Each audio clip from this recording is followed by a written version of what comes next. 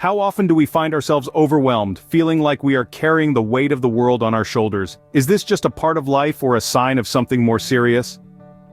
Welcome to a journey of discovery, where we unravel the intricate tapestry of stress. Stress, a universal yet deeply personal experience, is a constant companion in our day-to-day lives. It's a complex phenomenon, a paradox of sorts. What may be a source of unbearable tension for one, might be a mere trifle for another. As varied as our experiences may be, the importance of understanding stress cannot be overstated. It's not just about identifying when we're stressed, but also comprehending what triggers it and how it manifests in our lives. Today, we delve into the world of stress, exploring its scientific roots, its effects on our bodies and brains, and most importantly, how to cope. So, buckle up as we navigate the labyrinth of this all too familiar yet often misunderstood concept. Stress as we know it is not just a state of mind, it's a complex biological response. It's like a tightly coiled spring, ready to release energy at a moment's notice. But what's really happening inside our bodies when we're under stress? The first characters in this physiological drama are the hormones, cortisol and adrenaline. When we perceive a threat, our adrenal glands, perched atop our kidneys, spring into action, releasing these two potent hormones into our bloodstream. Cortisol, often referred to as the stress hormone, fuels our body's fight-or-flight response. It increases sugars in the bloodstream, enhances the brain's use of glucose, and curbs functions that would be non-essential in a fight-or-flight situation. Adrenaline, on the other hand, increases heart rate, elevates blood pressure, and boosts energy supplies. It's like a biological alarm system, priming our bodies for action. This fight-or-flight response is an evolutionary gift, handed down from our ancestors who needed a quick reaction to life-threatening situations. Consider a prehistoric human encountering a saber-toothed tiger. The surge of adrenaline and cortisol would sharpen their senses, accelerate their heartbeat, and prepare their muscles for a swift escape or a desperate struggle. But what happens when the saber-toothed tiger is replaced by endless emails, looming deadlines and mounting bills? Our bodies still react in the same way, preparing for a physical danger that doesn't exist. This can lead to a chronic state of stress, where our bodies are constantly on high alert, causing wear and tear that over time can lead to serious health problems. The fight-or-flight response, therefore, is a double-edged sword. It equips us to handle immediate threats, but when triggered too often or for too long, it can undermine our health and well-being. It's essential to understand that stress is not just an emotion or a state of mind. It's a physical response, a cascade of hormones and reactions that ripple through our entire body. Stress, therefore, is not just a feeling but a whole-body reaction, influencing everything from our heartbeat to our thought processes. The impact of stress doesn't end with a racing heart and sweaty palms, it seeps into the very fabric of our being, affecting our brain and body. Now let's delve into how stress does this. First off, our brain. Chronic stress can lead to memory issues and difficulty concentrating. Ever walked into a room and forgotten why you're there? Or perhaps you've been reading a page of a book over and over, but the words just don't seem to stick. These might be signs that stress is playing its tricks on your memory and concentration.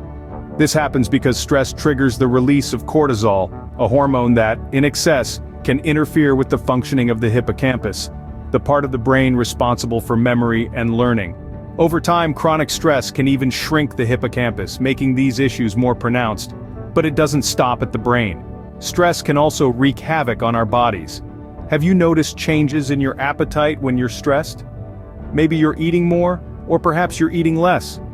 Both are common reactions to stress and can lead to issues like weight gain or loss.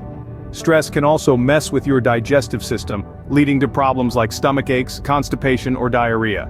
This is due to the so-called fight-or-flight response, which diverts energy away from the digestive system and towards the muscles, preparing your body to either fight or flee from danger.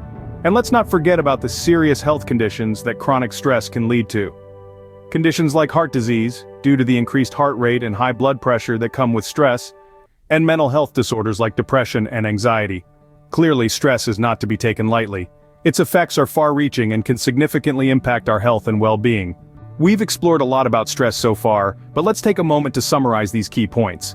We began by delving into the science of stress, understanding that it's a natural response of our bodies to perceived threats. It's not always the villain it's made out to be. In fact, it can sometimes be a motivating factor that drives us to perform better. However, when stress becomes chronic, that's when the problems start. We saw how chronic stress can wreak havoc on our bodies and brains, leading to a multitude of health problems, from insomnia and heart disease to anxiety and depression. The impact is far-reaching and can significantly impair our daily function and quality of life. Remember, stress is not merely an abstract concept. It's a tangible, physiological process with very real consequences. With this understanding of stress, we are better equipped to tackle it. But how exactly do we do that? Managing stress effectively requires a multifaceted approach. Let's start with some simple yet powerful strategies. First and foremost, regular exercise is a key player in stress management. Research shows that physical activity pumps up the production of your brain's feel-good neurotransmitters, known as endorphins. These endorphins act as natural painkillers and mood elevators, helping to reduce stress and promote relaxation. Aim for at least 30 minutes of moderate exercise most days of the week. Next up, maintaining a balanced diet is essential. When we're stressed, our bodies often crave sugary, fatty foods, but these can exacerbate stress levels. Instead, opt for a diet rich in fruits, vegetables, lean proteins, and whole grains. These food groups provide the nutrients your body needs to combat stress. Getting enough sleep is another crucial strategy. Lack of sleep can make you more susceptible to stress, while sufficient sleep can enhance your mood, cognitive function, and overall stress resilience. So, aim for 7 to 9 hours of quality sleep each night. Last but not least, practicing mindfulness exercises like meditation can also help manage stress. Meditation encourages a focus on the present moment, which can significantly reduce stress-related symptoms. Even just a few minutes a day can make a difference. It's important to note that while these strategies are beneficial, they aren't one-size-fits-all. What works for one person may not work for another, so it's crucial to explore different strategies and find what works best for you. Incorporating these strategies into your daily routine doesn't have to be overwhelming. Start small, perhaps with just 5 minutes of meditation a day, or swapping one unhealthy snack for a piece of fruit. Over time, these small changes can add up to significant stress reduction. These strategies may seem straightforward, but their impact on stress levels can be profound. However, they are not the only tools in our stress management toolbox. Scene script. Beyond lifestyle changes, there are other, equally important strategies to manage stress. Let's dive deeper into these. Social support plays a significant role in stress management. It's the people around us, friends, family, colleagues, who can provide a listening ear or a comforting word during a stressful period. They are our safety net, offering emotional support and practical help when we need it most. In our hyper-connected world, it's easy to forget the importance of genuine human connection. But remember, a quick chat with a friend or a warm hug from a loved one can make a world of difference when you're feeling overwhelmed. But what if social support isn't enough? What if stress has already taken a toll on your mental health? This is where professional help comes into play. Psychologists, psychiatrists, and therapists are trained to help you understand and manage stress in a healthy way. They can provide you with tools and techniques, such as cognitive behavioral therapy or mindfulness-based stress reduction, to better handle stress. And then there's the power of positive thinking and self-care. Yes, it might sound cliché, but maintaining a positive outlook can significantly influence how we perceive and respond to stress. It's about shifting our mindset from "I can't handle this" to "I've got this." Self-care is just as crucial. It's not about indulging in a spa day or treating yourself to a shopping spree, although those can be part of it. Self-care is about taking time to nurture your mind, body, and soul. It's about getting enough sleep, eating a balanced diet, taking breaks when you need them, and engaging in activities that you enjoy and that re-energize you. In essence, managing stress is about balance. It's about knowing when to push through and when to step back, when to lean on others and when to seek professional help. So, while stress is a part of life, it doesn't have to control our lives.